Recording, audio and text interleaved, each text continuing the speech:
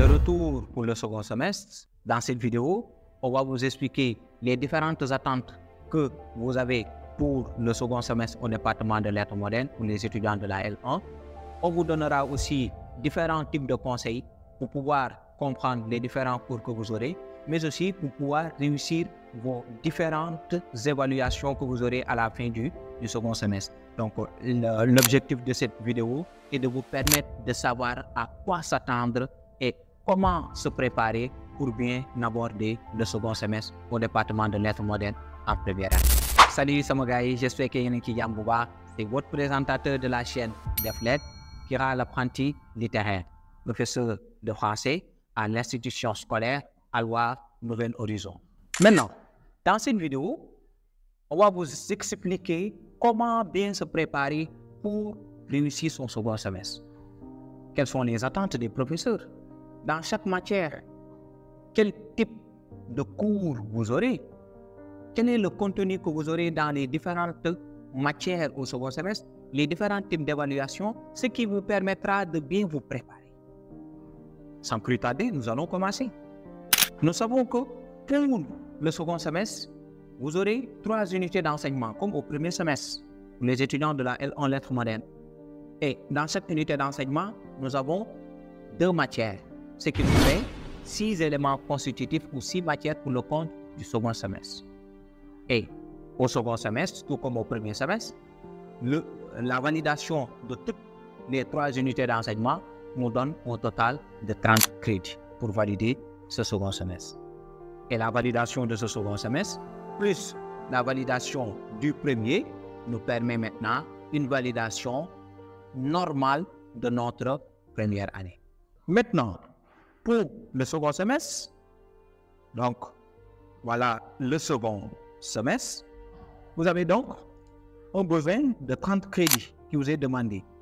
Et ce second semestre est réparti en 3 unités d'enseignement. Premièrement, on a ce qu'on appelle le franc 121. Et dans le franc 121, il y a 2 éléments constitutifs ou 2 matières. Le premier élément constitutif, donc le franc 1211, vous avez la littérature africaine qui fait quotient 5. Donc pour la littérature africaine, vous aurez des cours magistraux et des travaux dirigés. Donc dans cette partie, le professeur va revenir avec vous sur l'image de la ville dans le roman négro-africain. Nous savons que dans les romans coloniaux ou les romans qui datent d'après colonisation, il y a toujours une certaine description qui est faite de la ville, de la ville indigène qui est opposée à la ville coloniale. Donc pour la littérature africaine, c'est quotient 5. Ce qu'il faut comprendre, c'est qu'au second semestre, dans les matières littéraires, on essaie de vous former aux commentaires. Le premier semestre, c'était le semestre de la dissertation.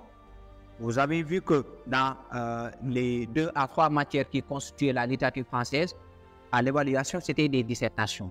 Par contre, pour le second semestre, presque les matières littéraires, on va vous évaluer sur le commentaire. Donc, pour la littérature africaine, lors des cours magistraux, le professeur va revenir avec vous sur l'histoire du roman négro-africain, mais il va beaucoup s'appesantir sur cette description-là qui est faite de l'image coloniale. Donc, nous avons des romans tels que Le Vieux Nègre et la Médaille. Nous avons Ville cruelle des Aboto. Donc, il y a pas mal de romans en guise d'exemple. Lors des TD, et il faut savoir que pour cette matière-là, pour la littérature africaine, il est probable que l'œuvre au programme soit maintenue. Si tel est le cas, ce sera Le Vieux Nègre et la Médaille de Ferdinand Oyolo. Maintenant, lors des TD, le professeur va travailler avec vous sur des extraits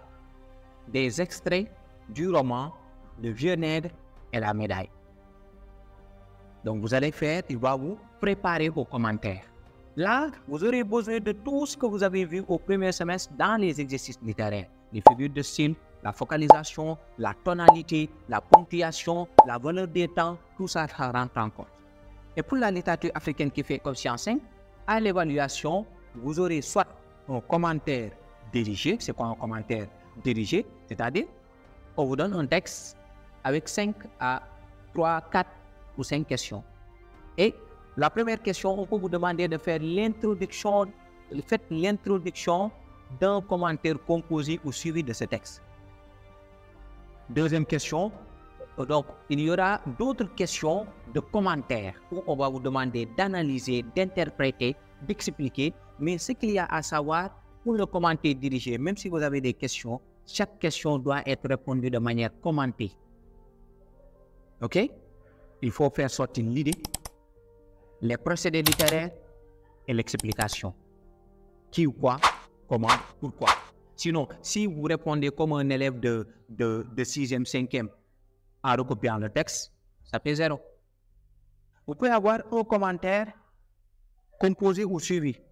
On vous donne un texte, on vous dit, faites le commentaire composé de ce texte, tout simplement.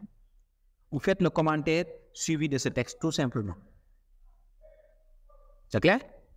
Donc, c'est les deux possibilités. Si on vous donne un texte de commentaire, là, c'est à vous de faire l'introduction, de chercher vos deux centres d'intérêt s'il s'agit d'un commentaire composé, ou les deux axes de lecture s'il s'agit d'un commentaire suivi.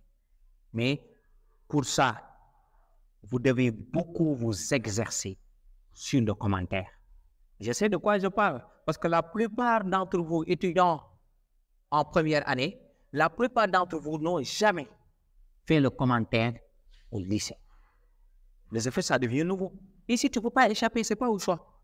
C'est du commentaire qui n'est pas diable du tout. Les gens le réussissent. Donc, ce que je vous conseille, lisez l'œuvre, évidemment. Mais ce n'est pas le fait de lire l'œuvre 5-6 fois qui va te permettre forcément d'avoir la moyenne en littérature africaine en évaluation. C'est de prendre des extraits, d'essayer de les commenter, de donner à votre prof de TD pour qu'il vous corrige. Au fur et à mesure, vous allez vous améliorer.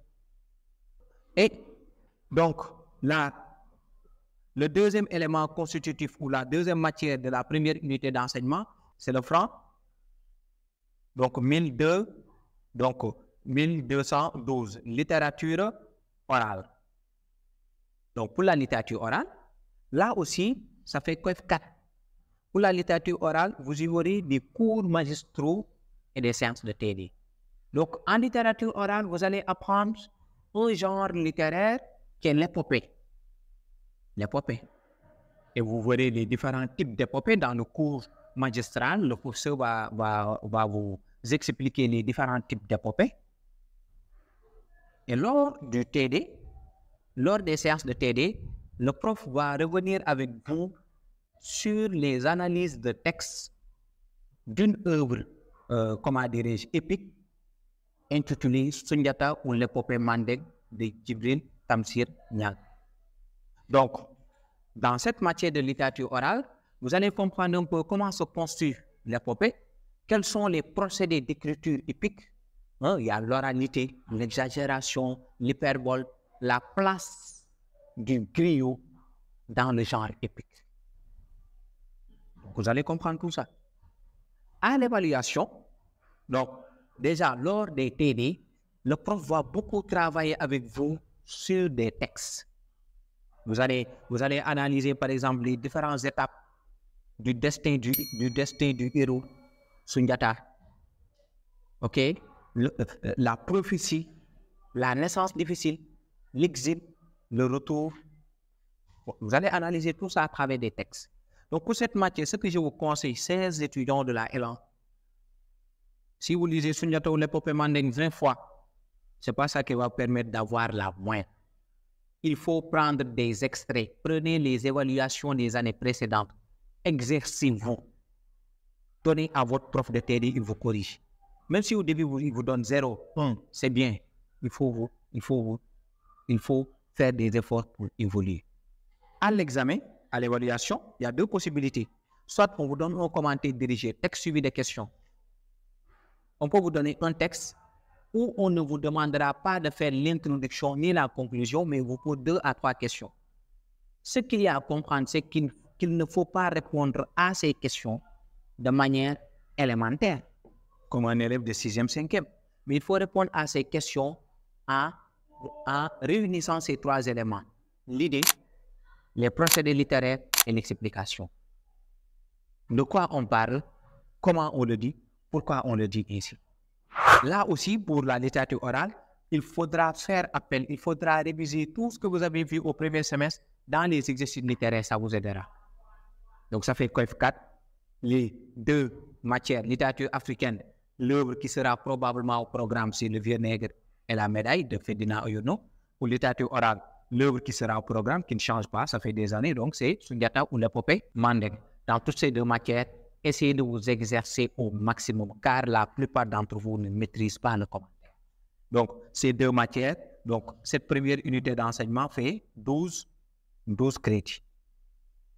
C'est clair? Maintenant, nous avons le franc, ok, 122. Donc, le franc 122. Où nous avons le franc 1221, dramaturgie. Pour la dramaturgie, vous n'aurez qui fait COEF 4, vous n'aurez que des cours magistraux. Là, on va vous apprendre les éléments constitutifs du théâtre. Personnages, la scène. Les éléments constitutifs d'une pièce. Les didascalies. Et comment se fait la représentation d'une pièce de théâtre en spectacle théâtral. Donc là, c'est l'occasion pour vous, étudiants de la L1, de découvrir l'univers du théâtre, le vocabulaire théâtral, les jeux de rôle. Donc là-bas, lors de l'évaluation, vous aurez des questions de cours. Vous pouvez avoir 20 questions de cours ou 10 questions de cours. Néanmoins, si toutefois, lors du second semestre, vous avez eu l'occasion de regarder un spectacle théâtral à Sorano ou bien au Grand Théâtre, il faudra être très attentif à ce spectacle. Car il pourrait y avoir des questions relatives à ce spectacle que vous avez regardé. Donc ne partez pas regarder le spectacle sans pour autant prendre notes. Donc cette matière fait COEF 4. Ensuite, vous avez le franc 1222. Donc, étude des modèles, je vais abréger, étude des modèles narratifs poétiques. Donc, qui fait aussi COEF 4. Maintenant, pour cette matière, étude des modèles narratifs ou poétiques, vous n'aurez que des cours magistraux, pas de séances de TD. Donc, dans cette matière, le programme change chaque 2 ans. Mais il est probable cette année-ci que le programme soit l'autobiographie, le roman autobiographique. Donc là, vous allez comprendre un peu c'est quoi l'autobiographie, c'est quoi le roman autobiographique, qu'est-ce qui différencie peut-être le roman autobiographique des autres types de romans. Quand est-ce peut-on dire que c'est un roman autobiographique? Est-ce que si le roman est écrit avec la première personne du singulier, ça fait de lui un roman autobiographique? Quels sont les éléments sur lesquels on peut se baser pour dire que c'est un roman autobiographique? Et quelles sont les limites d'un roman autobiographique? Maintenant, pour cette matière, étude des modèles narratifs ou poétiques, à l'évaluation, vous pouvez avoir une seule question de cours. Une seule. L'erreur à ne pas faire ici, c'est de vouloir répondre de manière en restituant le cours. Déjà, le prof, il ne va pas se mettre à dicter. Comme s'il avait devant lui peut-être des élèves de 6e ou 5e. Il explique, vous prenez note. C'est tout, vous faites des recherches. Dans toutes les matières, même c'est comme ça. Mais là, sauf que quand on vous posera une seule question, ça sera à vous de répondre de manière dissertée. Vous pouvez faire une introduction, un développement et une conclusion.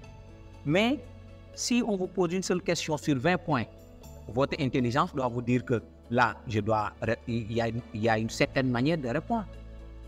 C'est clair? Maintenant, la deuxième unité d'enseignement nous fait un total, donc la deuxième unité d'enseignement nous fait un total de 8 crédits. Et enfin, nous avons la troisième unité d'enseignement qui concerne le franc 1123. Et là, vous avez la morphologie, donc qui est le franc 1231, qui fait F4. Maintenant, la morphologie. En morphologie, vous allez découvrir en quelque sorte la formation des mots en grammaire. La préfixation, la suffixation, la dérivation impropre, la parasynthèse. Et au premier semestre, vous avez vu le phonème. Et le prof vous a un peu parlé du signe linguistique et du morphème. Au second semestre, vous verrez le morphème, le signe linguistique, l'allomorphe, l'allomorphie. Au premier semestre, vous faisiez l'analyse en phonème. Au second semestre, vous allez faire l'analyse en morphème. Donc, pour la morphologie, il y aura des cours magistraux et des séances de TD. Lors des cours magistraux, le prof va vous parler de la généralité, de la théorie, pas de pratique. Et lors des séances de TD, le prof va venir avec vous sur la pratique. Il y aura deux pratiques, l'analyse en morphème et la formation des mots. Lors de l'évaluation, il y aura deux parties, 10 points pour les questions théoriques, 10 points pour les questions pratiques, les deux exercices. Là-bas aussi, il faudra beaucoup s'exercer. OK? Et la deuxième matière de la dernière unité d'enseignement, qui est le franc 1232, la syntaxe. OK? La syntaxe. Là-bas, on va vous apprendre un peu la forme marquée et la forme non marquée en genre. C'est quoi d'abord le genre? C'est quoi le nombre? Le genre masculin et le genre féminin. OK? On va vous expliquer un peu pourquoi le masculin prend toujours le dessus sur le féminin. On va vous expliquer un peu pourquoi le pluriel prend souvent le dessous sur le singulier. Il y aura des cours magistraux pour cette matière où vous allez découvrir ce qu'on appelle le genre grammatical. OK? Les différents types de genres qui existent, les différents types de nombres qui existent et comment se manifestent ces informations dans une phrase. Lors des cours magistraux pour cette matière qui fait F4 aussi, donc lors des cours magistraux, le professeur va vous parler de la théorie à ne pas négliger. Et lors de la séance de TD, le professeur va beaucoup s'exercer avec vous sur la délimitation d'une phrase en unité d'information. L'unité d'information, c'est la partie de la phrase qui change ensemble. C'est clair? Toute partie de la phrase qui change ensemble constitue une unité d'enseignement, une unité d'information, autant pour moi. OK? Maintenant, lors de l'évaluation, vous aurez une épreuve à 20 points. 10 points pour les questions théoriques et 10 points pour les questions pratiques. Et cette troisième unité d'enseignement vous fait un total de 8 crédits. Ici, ça fait un total de 10 crédits. Pour la deuxième unité d'enseignement, ça fait un total de 10 crédits. Donc, chers étudiants de la L1 lettres modernes, voilà à quoi il faudra s'attendre pour le second semestre. Je ne vous conseillerais pas de vous appesantir uniquement sur les matières de grammaire. N'ayez pas peur du commentaire, même si vous ne l'avez jamais fait au lycée. Affrontez-le, exercez-vous autant que possible, faites-vous corriger, misez partout. Misez dans la grammaire, mais misez aussi dans la littérature. Car si vous avez de très bonnes notes en grammaire et de très faibles notes dans les deux littératures où on a F5 et F4, il vous serait difficile de valider. C'en était tout pour cette vidéo d'aujourd'hui. On se donne rendez-vous à bientôt.